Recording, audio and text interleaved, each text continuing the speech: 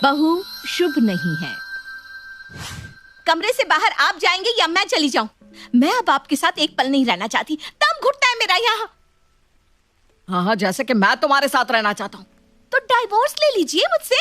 क्यों ही आप मेरे साथ रहते हैं? अपनी माँ के साथ रहिए, अपनी बहन के साथ रहिए, अपनी बहन के बच्चों को ही अपना बच्चा समझ के पालिए और पोसिए। अपने बेटे बहू के कमरे से जोर जोर से ऐसे चिल्लाने की आवाज सुनकर सुमित्रा वहाँ भाग कर आती है। आज तक हमारे घर में ऐसी चिल्लम चिल्ली नहीं हुई बहू। आए दिन तुम दोनों के कमरे में ऐसे चीखने चिल्लाने की आवाज आती है कि मेरी रूह कांप जाती है। अच्छा लगता है क्या? घर में तुम्हारे पापा जी भी है, वो हार्ट पेशेंट है। बाहर पड़ोसी भी सुनते हैं ये आवाजें, सब बातें बनाने लगे हैं बहू।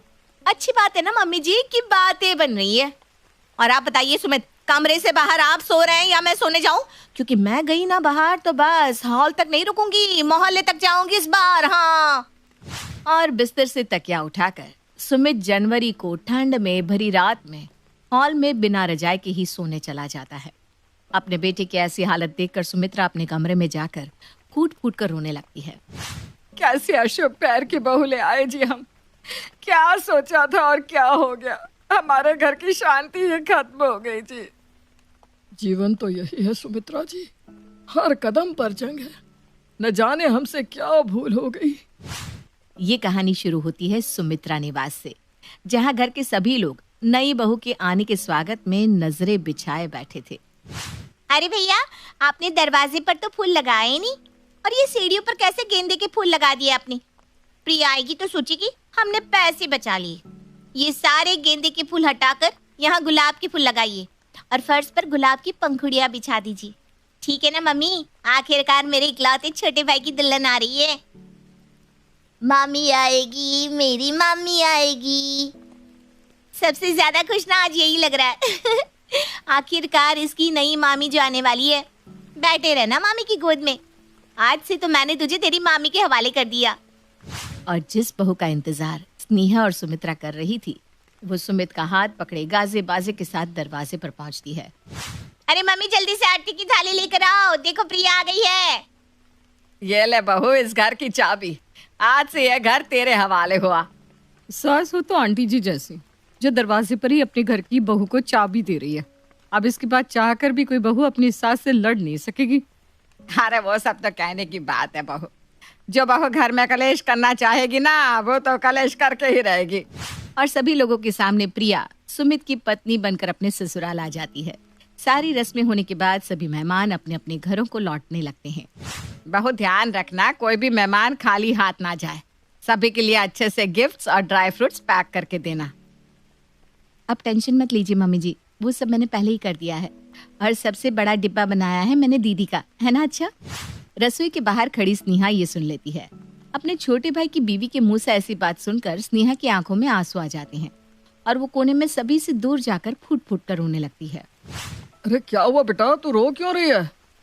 अचानक से आज ये घर बड़ा पराया सा लग रहा है बाबूजी। चलो रोहन, बैग्स पैक कर लो, हमें घर जाना है। नहीं नहीं नहीं रोहन नहीं, मम्मी को छोड़कर कहीं नहीं जाएगा। एक थप्पड़ मारूंगी अगर जिद की तो। स्कूल नहीं जाना है क्या तुम्हें? अरे अरे, अब वो बच्चा नहीं रहा दीदी, तुम उस पर हाथ क्यों उठा रही हो? और क्या हो जाएगा अगर कुछ दिन यहाँ रुक जाएगा तो? और तुम्हें क्यों जल्दी मच रही है जाने की? तुम्हें तो कितना शौक था कि मेरी पत्नी पर हुक्म चलाओगी। वो सब तो बस कहने की बात होती है सुमित। मैं चाहती हूँ कि प्रिया यहाँ पर खुशी से रहे बस। अपनी शादी के दूसरे दिन सभी मेहमानों के जाने के बाद प्रिया अपने कमरे में अपने पति का इंतजार कर रही थी। आज जाकर सुमित के साथ कुछ वक्त मिलेगा, वरना सभी मेहमानों के सामने मैं उनसे नजर तक नहीं मिला पा रही थी। दरवाजे पर अपनी नजर टिकाए प्रिया सुमित की राह देख रही थी कि वहां सुमित के पहले रोहन आ जाता है। मम्मी, मैं आज आपके पास सोऊंगा। हाँ बिल्कुल, आज मेरा रोहन मामा मामी के बीच में सोएगा। अपनी इच्छा को मन में दबाए प्रिया रोहन को अपने साथ ही सुला लेती है। अगली सुबह जब प्रिया किचन में खाना बना रही होती है, वहाँ सुमित्रा आ जाती है। क्या बना रही हो बहू? सुमित की पसंद के छोले चावल। उन्हें छोले चावल बहुत पसंद है ना मम्मी जी? अरे बहू एक काम कर, तू बाकी लोगों का खाना देख ले। सुमित तो मेरे हाथ के ही छोले खाता है। अगर उसे मेरे हाथ के छोले ना मिले ना तो नाराज हो जाता है। बेकार में तुम दोनों के बीच अनबन हो जाएगी। सुमित्रा के मना करने के बाद भी प्रिया अलग से छोले बनाती है और अपने पति के सामने 2 कटोरियां रखती है। इसमें से 1 कटोरी के छोले मैंने बनाए हैं और दूसरा मम्मी जी ने। अब आपको खाकर बताना है कि कौन से छोले ज्यादा स्वादिष्ट लग रहे हैं आपको। सुमित छोले खाता है पर उसे पता ही नहीं चलता कि उसकी माँ के बनाए हुए छोले कौन से हैं और प्रिया के कौन से, और वो प्रिया के ही छोले को अच्छा बता देता है। देख लिया मम्मी जी, आप कह रही थी कि सुमित मेरे हाथ के छोले खाएंगे नहीं पर इन्होंने तो मेरे ही छोले पसंद किए। नहीं, मम्मी आई ने मामा से नानी को दूर कर दिया। ये क्या तरीका है बोलने का रोहन? जरा भी तमीज नहीं है कि तुम्हें? एक थप्पड़ मारूंगी। अरे अरे, वो बच्चा है यार प्रिया, तुम उसे कैसे डांट सकती हो? मुझे नहीं खाना, जा रहा हूं मैं। प्रिया को आए हुए अभी 1 हफ्ता भी नहीं हुआ था कि सुमित्रा के घर पर बर्तन बजने लगे थे। अब आए दिन किसी न किसी बात पर प्रिया का गुस्सा सभी पर निकल जाया करता। 1 महीने बाद प्रिया अपने लिए कुछ शॉपिंग करके बाहर से आती है। अरे अरे प्रिया, शॉपिंग बैग लेकर कमरे में कहाँ चली गई? पहले हमें तो दिखाओ। प्रिया अपने शॉपिंग किए हुए कपड़े बैग से बाहर निकालती है। एक जैकेट का 11,000, कुछ ज्यादा ही पैसे नहीं ले लिए शोरूम वालों ने? ये तो पैसे का हुलिया करना हुआ बहू। तुम तो पैसे पानी में फेंक कर आ गई। यहाँ कितनी मुश्किल से हम पैसे कमाते हैं, 11,000 में तो महीने का राशन आ जाता। जब दीदी के लिए 1 लाख का गले का सेट आ सकता है, रोहन के यहीं एडमिशन करवाने की प्लानिंग हो सकती है, तो मेरे लिए 11,000 का जैकेट क्यों नहीं आ सकता? कौन सा मेरे जैकेट खरीदने से हम सड़क पर आ जाएंगे पापा जी? और वैसे भी 11,000 इसके सिर्फ टैग पर लिखा हुआ है। मैं इसे सेल में ले आई हूँ 1,000 रुपए में। पर सच्चाई जानने के पहले ही हर चीज पर टिप्पणी देने की आदत हो गई है आप सबकी। आप लोगों से तो मेरा सुख बर्दाश्त ही कहाँ होता है। उठाकर दे दीजिए ना ये भी अपनी लाडली बेटी को, जो अपने घर तो जाना ही नहीं चाहती। उसका ससुराल तो मानो यही हो गया है। एक छोटी सी बात पर गुस्से में प्रिया वो जैकेट उठाकर अपनी ननद के मुंह पर मारकर अपने कमरे में चली जाती है। रुको प्रिया, तुम्हारी हिम्मत कैसे हुई ऐसा करने की? प्रिया की गलती नहीं है सुमित, उसे कुछ मत कहना। ये सब मेरे कारण हुआ है। इस रोहन ने तो खून पी लिया है मेरा। अपने पापा के यहाँ जाना ही नहीं चाहता। मुझे मार कर मानेगा क्या? तुझे मेरी कसम है, अगर तूने अब मामी मामी किया तो। ये सिर्फ मेरा भांजा नहीं दीदी, मैंने इसे अपने बेटे के समान माना है और ये तुम्हारा ही घर है। तुम यहाँ 1 महीने रहो या 11 महीने, प्रिया होती कौन है तुम्हें मना करने वाली? बाहर से वो आई है, तुम नहीं। सुमित की बात सुनते ही प्रिया फौरन कमरे से बाहर आकर कहती है, हाँ बाहर से आई हूं ना मैं, जैसे खुद ही चलते हुए तुम्हारे पीछे आ गई थी। बारात लेकर तुम आए थे मुझे ले जाने के लिए। अरे जब तुमसे तुम्हारी बहन, उसका बच्चा, अपने माँ बाप छूट ही नहीं रहे थे तो क्या जरूरत थी मुझसे शादी करने की?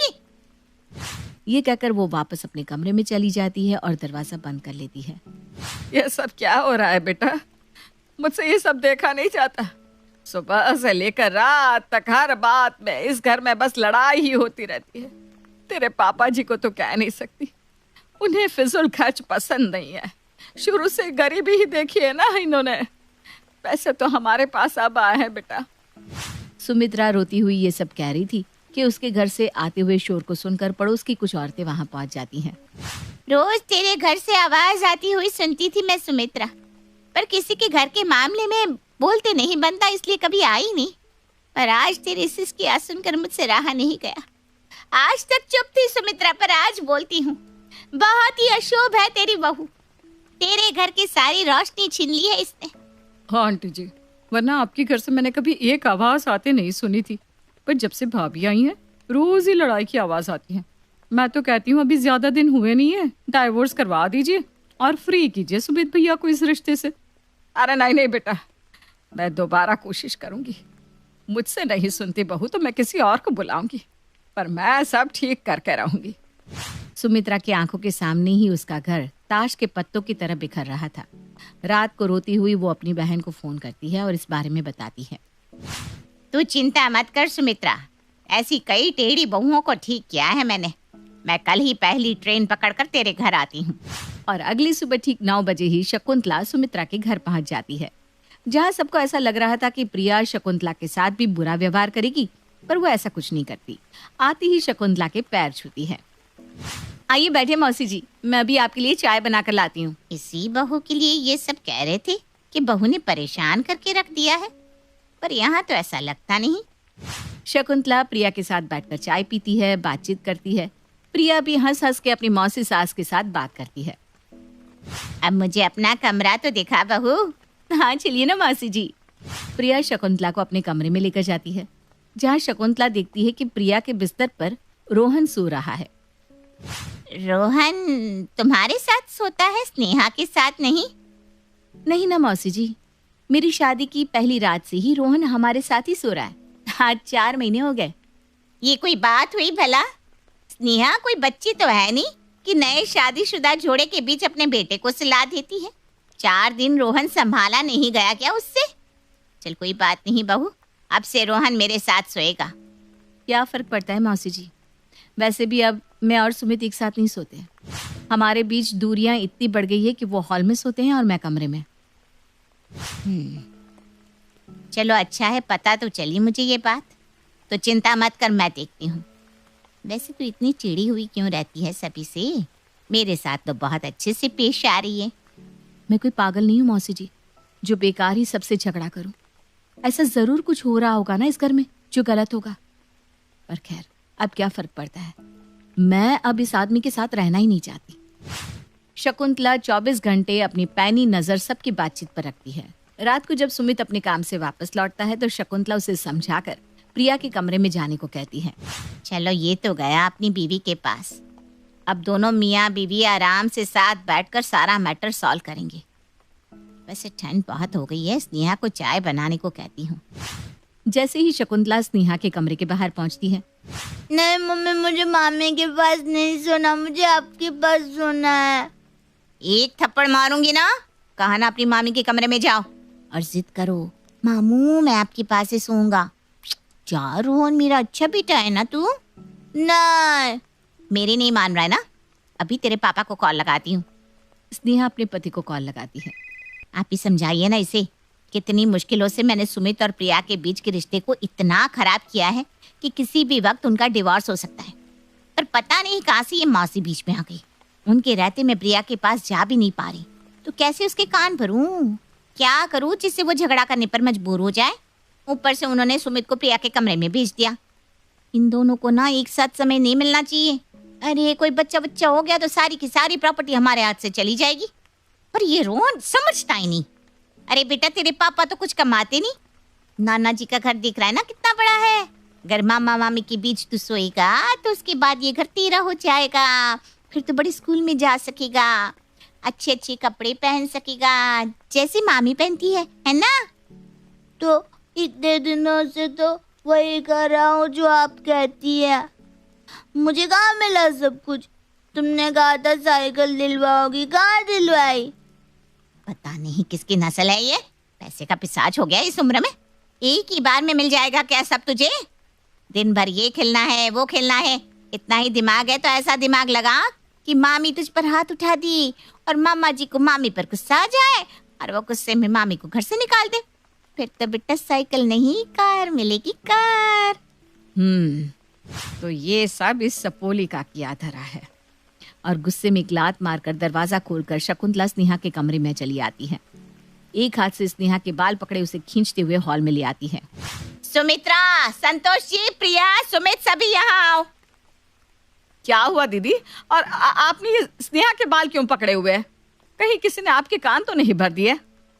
कान तो स्नेहा भर रही थी तुम सभी के, ताकि तुम्हारा बेटा पत्नी के रहते हुए भी कुंवारों जैसा जीवन बिताए और उसे कोई संतान ही ना हो पाए। फिर तो तुम लोगों की सारी संपत्ति का मालिक खुद ब खुद रोहन बन जाएगा। मौसी जी, कोई गलत फहमी हो रही है। मम्मी, मैंने ऐसा कुछ नहीं किया। अरे बेटा, मुझसे श्यान पट्टी। आवाज क्लियर तू बताएगी सबको कि मैं तेरा वीडियो सबको दिखाऊं? मेरा मुंह क्या देख रही है? मुझे पता था तू सच्चाई को झुठला देगी, इसीलिए मैंने तेरे और दामाद जी के बीच की बातचीत को फोन में रिकॉर्ड कर लिया था। और जैसे ही शकुंतला अपना फोन निकालती है, स्नेहा तोते की तरह सब बोलना शुरू कर देती है। तो मैं भी तो क्या करती मम्मी? मेरी शादी तो तुम लोगों ने तब भी कर दी थी जब हमारी परिस्थिति अच्छी नहीं थी और एक ना के बराबर कमाने वाला पति मिला मुझे। उसके बाद तुम लोगों की हालत में सुधार आ गया, पर किसी ने मुझे एक फूटी कौड़ी तक नहीं दी। इसलिए मैं नहीं चाहती थी कि सुमित की कभी शादी हो, पर उसकी शादी हो ही गई।